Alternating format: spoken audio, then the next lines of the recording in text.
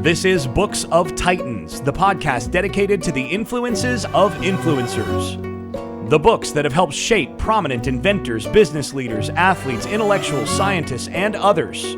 We'll talk about what makes these books such classics and at least attempt to have an intelligent discussion about what makes them so important and influential. Hello, this is Eric Rostad coming to you right outside of Nashville, Tennessee. Today I'm going to cover The Sacred Romance by Brent Curtis and John Eldredge, Drawing Closer to the Heart of God. This is book 3 of 52 for my 2020 reading list. Please do not let the religious title or subtitle scare you. I'm going to attempt to make this episode relatable irrespective of your background or your beliefs. Also, this is my hinge book. I have one hinge book. Let me describe what that means. Behind me where I sit right now, I have about 5 bookshelves that are almost completely full of books. I have not read all of those books, but I've read a lot of them, and they all hinge upon The Sacred Romance. If I had not read this book, I would not have the love of literature, the love of books that I do, and I almost certainly would not have the Books of Titans project. This is one of the most important books in my life. Despite the title, it's not a cheesy romance book with Fabio on the cover or something like that. This is a book about the heart's desire. And let me contrast that for a minute with the mind. So we've got the mind and the heart. The mind, that's controllable. If, let's say I'm reading a nonfiction book, say a business book, I can determine, when I'm reading that, I can determine what I will implement after I read that book. I can determine what I will change in my life as a result of reading that book. It's safe. I'm never going to get broadsided by a business book. I can control it to some degree. But what about the heart? I think of it in this way. The heart is not controlled, and it has the tendency to be wild. It might be moved by a story, and I might start crying. It may lead me to say, wait, what just happened? What just happened in that movie that broadsided me? I was not prepared for that. That did not fit into my controlled environment. That reminded me of some desire that I have deep down. That reminded me of some sort of a longing that I have. This is a book about those longings. It asks the questions of why we have these longings inside of us, and then proposes a reason why they are there. So this episode is going to be a little different than other episodes of the podcast. And there's a few reasons for that. First, I have not read this book in over 20 years. I just reread it for the first time since 1998 when I was 18 years old. When I read it that first time, it flipped my life around. It had a tremendous impact. But it's been 22 years, and so I was curious to see if it would have that same sort of an impact, if I would read it this time and think it was super cheesy and wonder what had originally drawn me to it, or if it would even have a bigger impact this time. So first off, I've not read it in 22 years. This is the first time I've reread it. And then secondly, the reason this episode will be a little different is this book is deeply tied into my personal story. And I'll share some of that in this episode. As for the structure of this episode, I'm going to have it be 2 segments. The first segment will be an introduction to the book, the authors, my initial reaction, who I think should read the book, and then I'll close out that first segment with some quotes from the book that encapsulate many of the big ideas.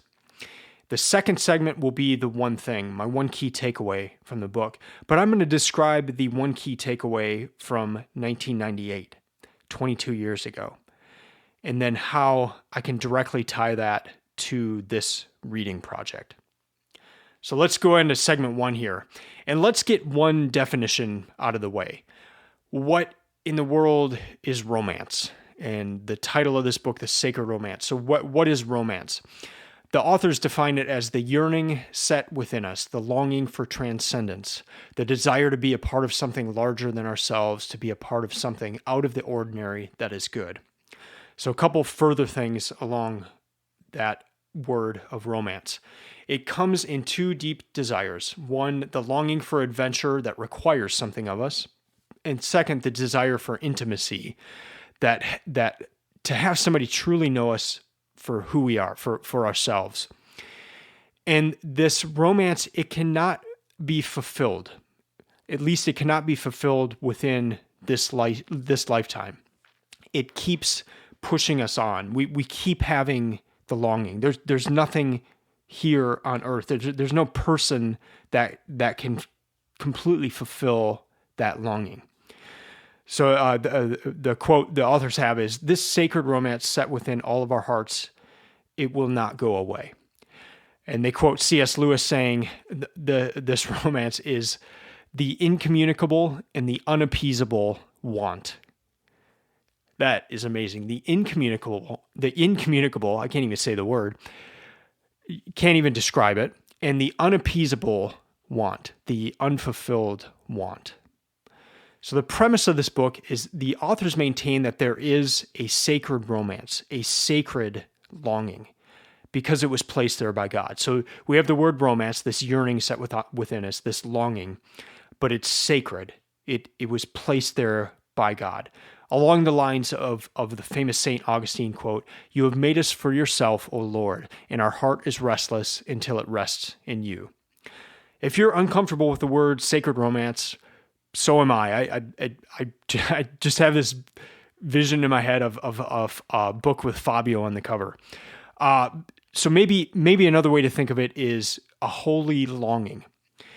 You know what you long for. That it comes to us almost daily. Maybe it's right when you wake up, or it's right before you go to bed, or it's when you're watching a movie or reading a book, and these longings are there inside of you. You know they're there, and you know what you long for.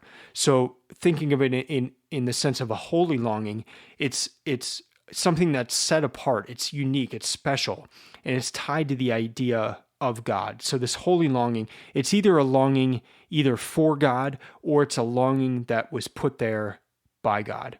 So the question posed in this book, has God left us all with this longing to lead us towards home, to lead us towards God himself, or to lead us towards eternal life or heaven? That's kind of the idea. So no matter where you are on the religious spectrum, just take a step back for a second and think about that. That is an incredible question to ponder. We all know that we have some sort of a longing, but why is it there?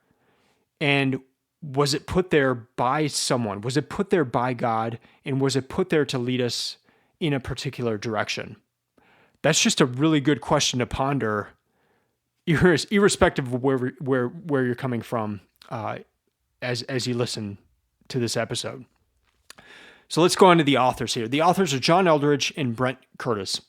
This book was published in 1997, and Brent Curtis was killed in a climbing accident in May 1998 at the age of 50. So the year after this was published, Brent Curtis died. John and Brent were a team. They were great friends. So this was a deeply tragic loss for John Eldredge. John has written a number of books since The Sacred Romance. Two of the most famous are The Journey of Desire and Wild at Heart. Journey of Desire talked a lot about Brent and the accident, the climbing accident. And then Wild at Heart was really geared more towards men, and takes a lot of the ideas of the Sacred Romance, but really geared more towards men. As for who suggested the book, no one, in the sense of I usually talk about where I first heard the book. So if I'm going from that side of it, I actually first heard about it from John Eldredge himself. So John Eldredge, I heard him speak in 1998, and I'll talk about that speech later on in this episode. But it had quite an impact, and so I bought his book after hearing him speak, and that's how I first came across The Sacred Romance. I read it between March 5th and March 9th of 2020. So I just finished it a few weeks ago. March 9th was my birthday, was my 40th birthday. So I finished it on my 40th birthday.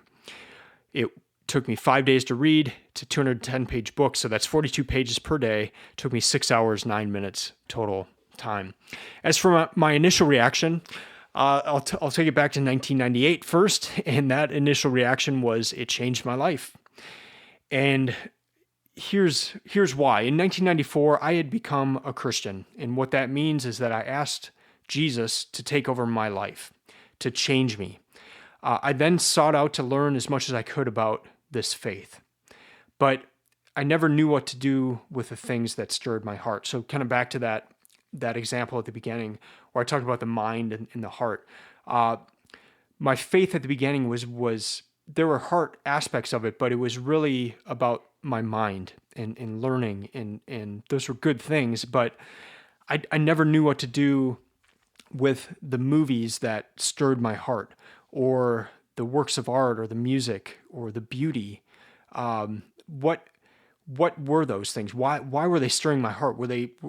Could they be connected to my faith? Were they part of my faith?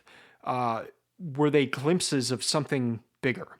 So when I heard John speak, and then when I read this book, it answered that aspect of my life, the heart side of things.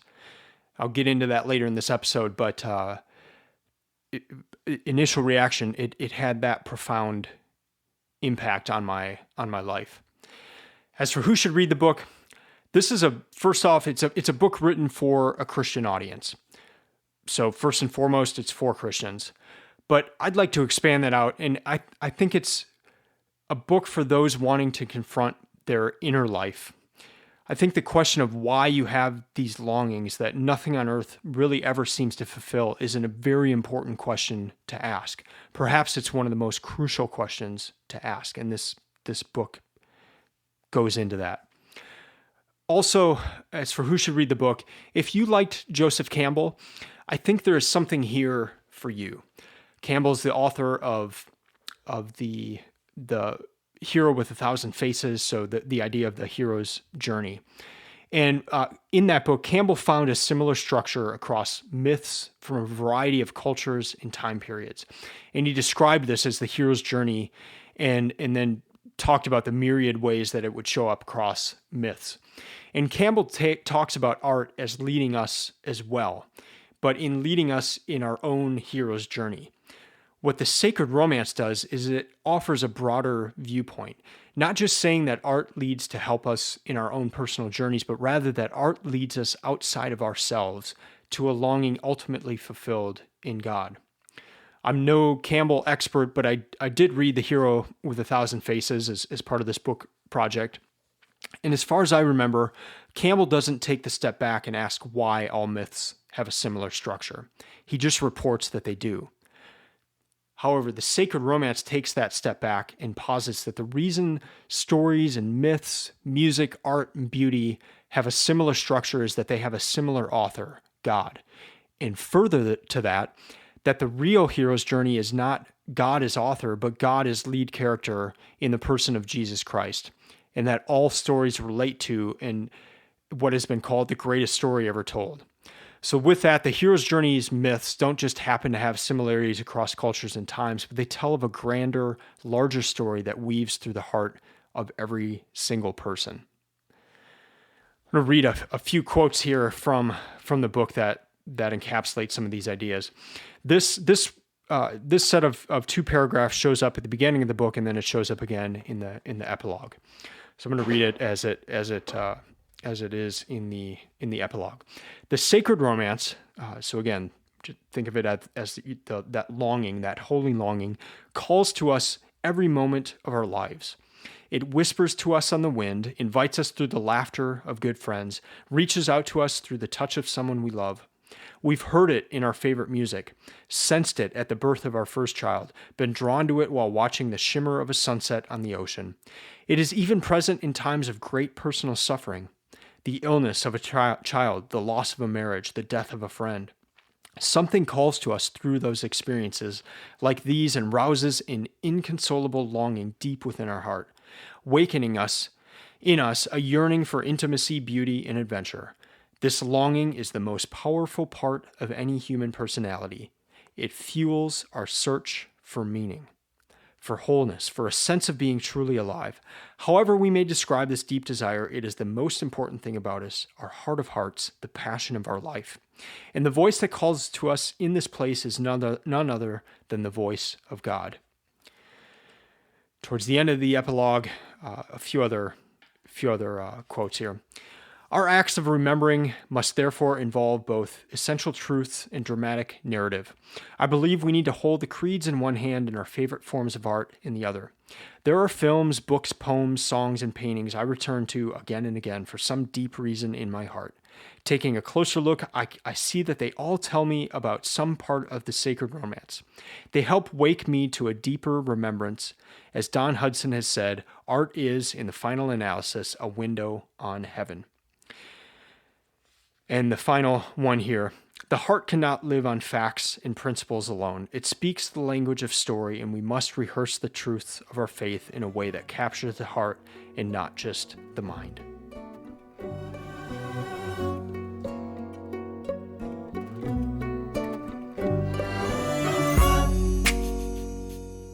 Now on to the final segment here, and the one thing, my one key takeaway from this book. But I'm going to describe the one key takeaway I had from reading it the first time through in 1998, and started off in the form of a question to provide a framework for sharing the one thing. Why did this book have such an impact on me?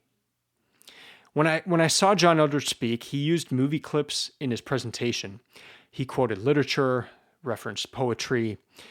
And the movies he showed, those were movies that had moved me. They were movies that I couldn't stop thinking about.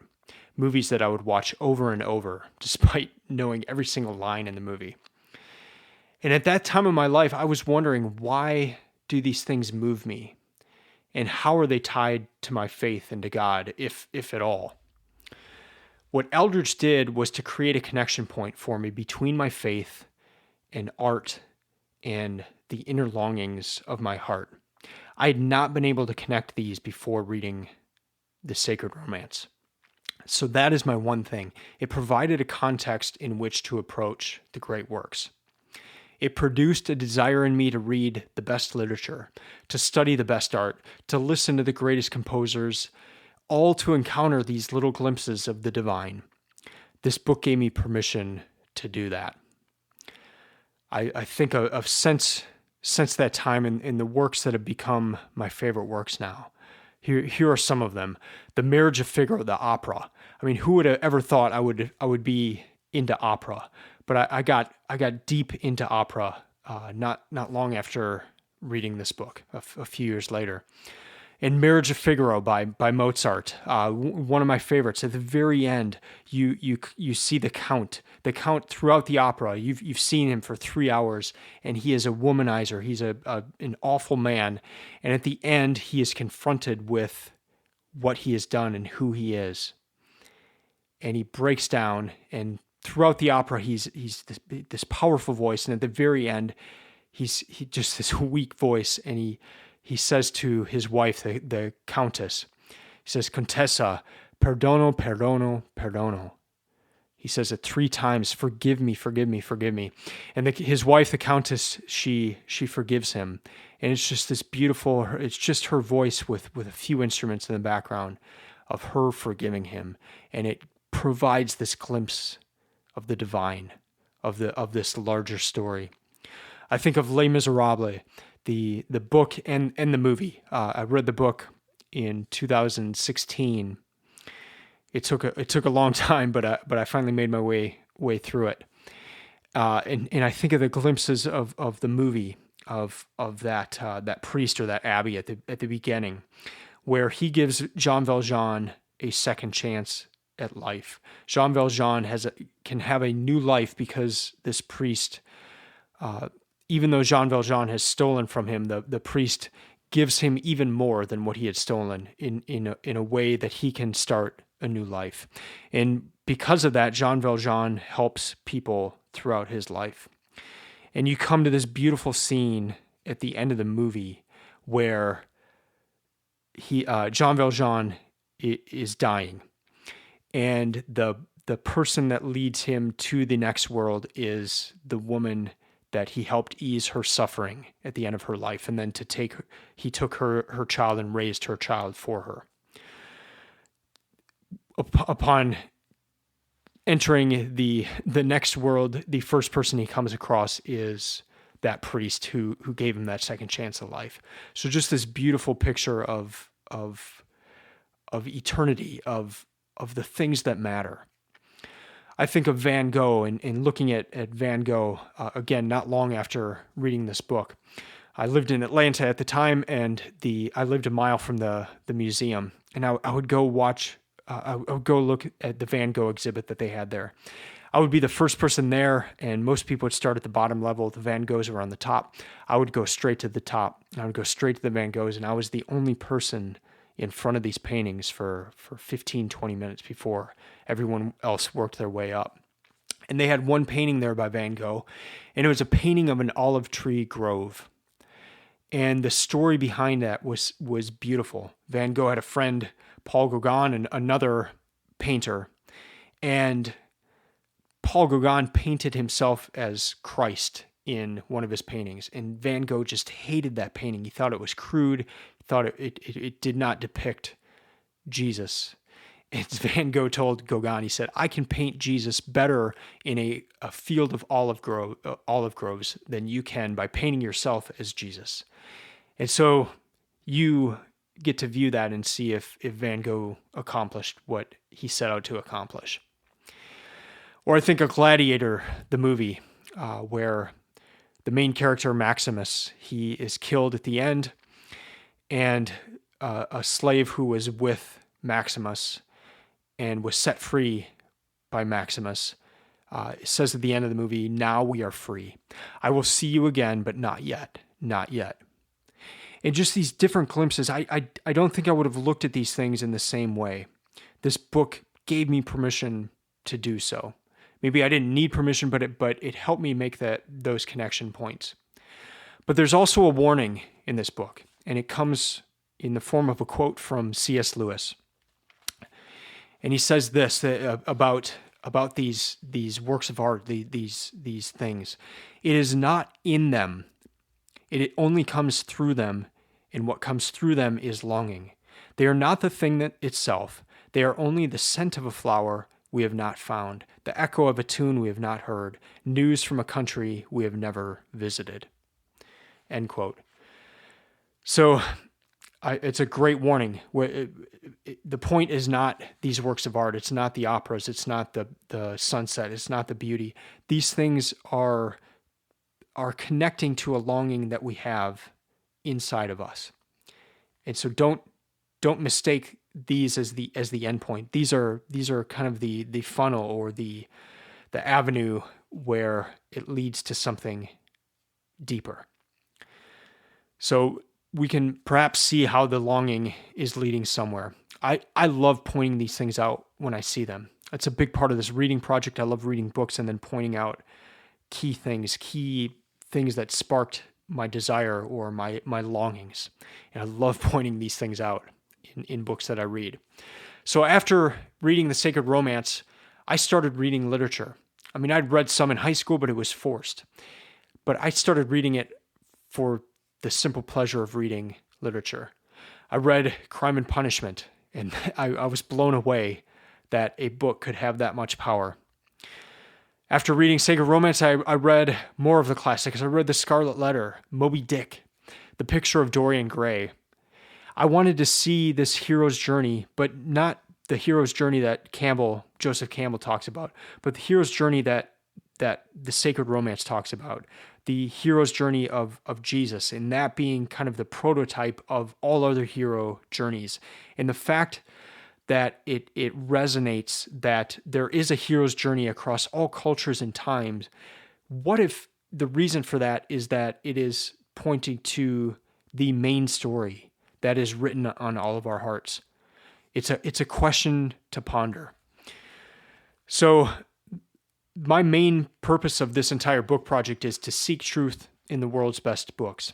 And that is a direct result of having read this book. Again, one of the quotes I read earlier. There are films, books, poems, songs, and paintings I return to again and again for some deep reason in my heart. Taking a closer look, I see that they all tell me about some part of the Sacred Romance. They help wake me to a deeper remembrance. As Don Hudson has said, art is, in the final analysis, a window on heaven. Now, you may think that is completely insane or naive, but it completely changed my life. I didn't know how I was going to view this book reading it the second time around this year. I was actually a little worried. I was wondering if I would think I was naive myself or dumb for having gotten so much out of this or having it impact me so much in my approach to art and literature. But it's also hard reading it for a second time, because reading it the first time, it had so altered my mindset that it's hard to go back to the book having that pre mindset having before the book. So it was a different experience of reading it the second time. But I guess it just reminded me of how much it did impact me over the last 22 years. And I guess it helped me to remember all of those ways. And then just even seeing my bookshelves in my office every day, that reminder of this is my hinge book, that it all started from this. And I don't think this will necessarily be your hinge book, but I have found that people, when I ask people about what book started it all for them, most people can remember a certain book and they can think of their hinge book. So to recap, I'm very thankful for this book. It's one of those that was there at the right time, at the right place in my life. It introduced me to people like C.S. Lewis, actually a reintroduction because I had read Narnia when I was a kid, but I was not aware of his other works. It introduced me to people like Dostoevsky, to poetry, to different art. It gave me that permission to seek it and to tie it to my faith and to tie it to the longings of my heart and to delve into these things with joy and to try to find these things, to have that context going into it. It introduced me to works that have become what are described in the sacred romance as life music. Those songs that will always be a part of you. I have a playlist that it's almost like my life music. Like it's stuff that if I know I'm about to die, like these are the songs that I want to listen to one last time. It introduced me to the works that have become my life companions, the books, and it would indirectly led to, or perhaps even directly led to, the start of this reading project. That's going to do it for this episode. I know it's a little different than the other episodes, but it was a book that just had such a big impact on my life that I wanted to share why and how that came about. I'd love to hear from you. You can email me at Eric at booksofTitans.com. That's Eric with a K. So ERIK at booksofTitans.com. If you thought I'm completely insane for what I said in this episode or naive, still write to me. I'd love to hear that. Or if something sparked interest in you from what I said, please let me know that as well. I'd love to chat about that. You can follow the Books of Titans on Instagram or Twitter at Books of Titans. And also the website is stock full of resources to help you find the best books and to create your own reading list. We are living in a crazy time right now. As I mentioned earlier, I turned 40 on March 9th. And I had my wife threw me a surprise party on March 8th. And we were kind of joking about coronavirus at that party. We kind of knew it was probably coming, but we didn't understand the full ramifications. At the end of that week, everything had changed. And one thing to remember right now in this time is you need to have an outlet, and books can provide that outlet for you right now. That you need to have something that takes you out of the constant news and constantly trying to find out what's next and what is the government doing to alleviate some of the pain, or what are the new rules, what can and can't we do, and should we do we have to close down things, and am I going to be okay with my business, and what about my family, how am I going to provide? These are big worries, but please also have an outlet where you're reading or doing something to take your mind off of that. I've been running in the mornings as well, and that has helped so much, just to see nature taking its course, and the trees budding and the grass getting green and the birds singing. Just books and being outside have really helped put things into context. So it's a crazy time, but stick with it and get into reading. If you need some suggestions, please visit the website or hit me by email there. So I'll be back either next week or the week after with the next episode. Until then, keep reading, keep learning, and keep listening. I'm out.